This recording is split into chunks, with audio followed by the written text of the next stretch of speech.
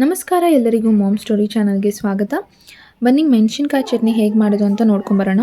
ಮೊದಲಿಗೆ 4 ಹಸಿ ಮೆಣಸಿನ್ಕಾಯಿ ಹಾಕ್ಕೊತಿದ್ದೀನಿ ಮಿಕ್ಸರ್ಗೆ. ಅದ್ರ ಜೊತೆಗೆ ಸ್ವಲ್ಪ ಕೊತ್ತಂಬರಿ ಸೊಪ್ಪು, ಹಾಗೆ ಬೆಳ್ಳುಳ್ಳಿ ಒಂದು 3 ಪೀಸಸ್ಸು, ಅದ್ರ ಜೊತೆಗೆ ರುಚಿಗೆ ತಕ್ಕಷ್ಟು ಉಪ್ಪು ಹಾಕ್ಕೊತಿದ್ದೀನಿ. ಜಾಸ್ತಿ ಕೂಡ ಗ್ರೈಂಡ್ ಮಾಡೋಕ್ಕೆ ಹೋಗಬೇಡಿ, ಈ ಹದಕ್ಕೆ ಬಂದಿರಬೇಕಷ್ಟೆ. ಏನಕ್ಕೆ ನಿಪ್ಪಟ್ಟು ಮಸಾಲೆ ಎಲ್ಲ ಮಾಡುವಾಗ ಇಷ್ಟು ಪರ್ಫೆಕ್ಟ್ ಆಗಿರುತ್ತೆ. ಈಗ ಸ್ವೀಟ್ ಹೇಗೆ ಮಾಡೋದು ಅಂತ ನೋಡ್ಕೊಂಬರೋಣ.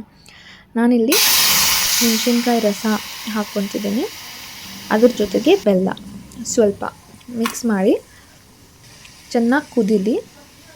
ಸ್ವಲ್ಪ ಉಪ್ಪು ಖಾರ ಹಾಕಿ ಈ ಥರ ಕಲಿಸ್ತಾ ಹೋಗಿ.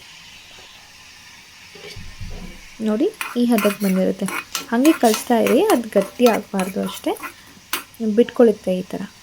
ನೀವು ಈ ಥರ ಸಾಲ್ಟ್ ಮತ್ತು ಚಿಲ್ಲಿ ಪೌಡರ್ ಹಾಕಿರೋದ್ರಿಂದ ತುಂಬಾ ಟೇಸ್ಟ್ ಬರುತ್ತೆ. ನೀವು ಪಾನಿಪುರಿ ಗೋಲ್ಗಪ್ಪ ಎಲ್ಲ ಮಾಡಿರ್ತೀರ ಅಲ್ವಾ, ಆಗ ಪಾನಿ ಜೊತೆಗೆ ಸ್ವಲ್ಪ ಮಿಕ್ಸ್ ಮಾಡಿಕೊಂಡ್ರೆ ಟೇಸ್ಟ್ ಸಖತ್ತಾಗಿರುತ್ತೆ. ವಿಡಿಯೋ ಇಷ್ಟ ಆದಲ್ಲಿ ಲೈಕ್, ಸಬ್ಸ್ಕ್ರೈಬ್ ಹಾಗೂ ಬೆಲ್ ಬಟನ್ ಕ್ಲಿಕ್ ಮಾಡೋದು ಮರಿಬೇಡಿ. ಧನ್ಯವಾದಗಳು.